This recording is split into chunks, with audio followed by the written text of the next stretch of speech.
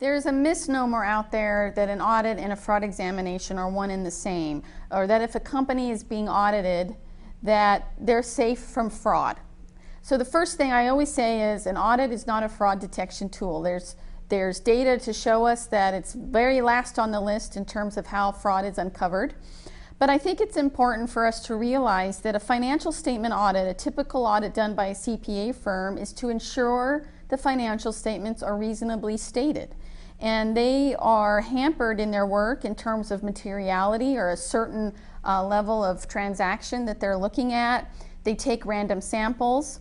A fraud examination is much more targeted.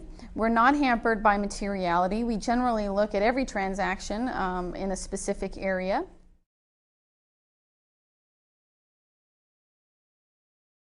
The fraud examination, you're much more targeted. You're looking at a specific, for example, you might be looking at a specific fraudulent disbursement scheme. So I might look at every single canceled check that cleared the bank account during a certain period of time. Maybe it's 12 months, maybe it's 24 months.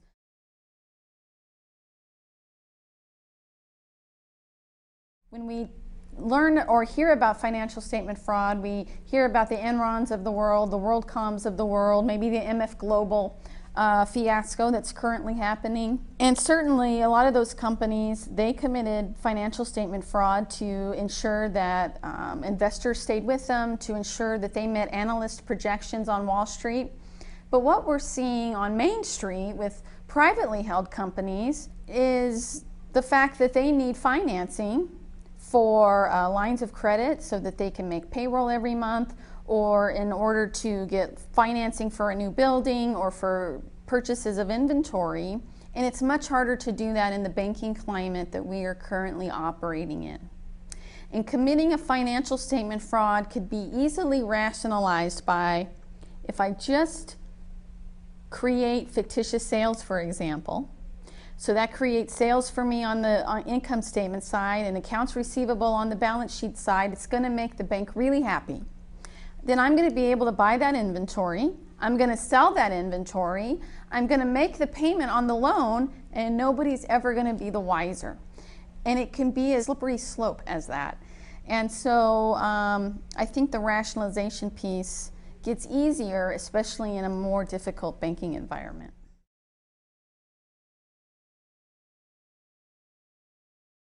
Fictitious revenues are simply sales recorded on the income statement that never occurred at all.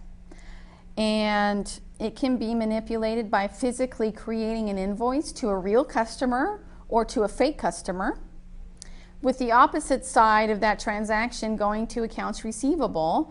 And in terms of lending, in terms of investors love to see top line or sales growth, and they love to see accounts receivable. And so it can sometimes be a very easy scheme to perpetrate.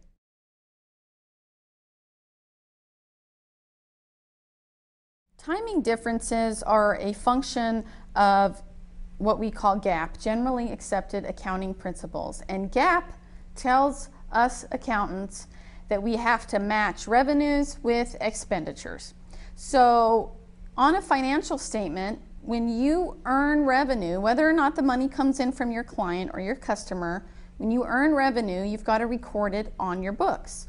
Same thing with expenditures. When you have an expenditure in a certain month, you have to record that expenditure on the books when you incur it, whether or not you've actually paid the vendor for that product or service. Timing differences are when companies decide, well, I haven't really earned that income yet. I haven't really earned it until the customer takes delivery of it, but it's the end of the month and I really want to get these sales into this period of time, so I'm going to book those sales now. Conversely, maybe I've incurred lots of expenses, maybe rent, maybe the purchase of products, etc.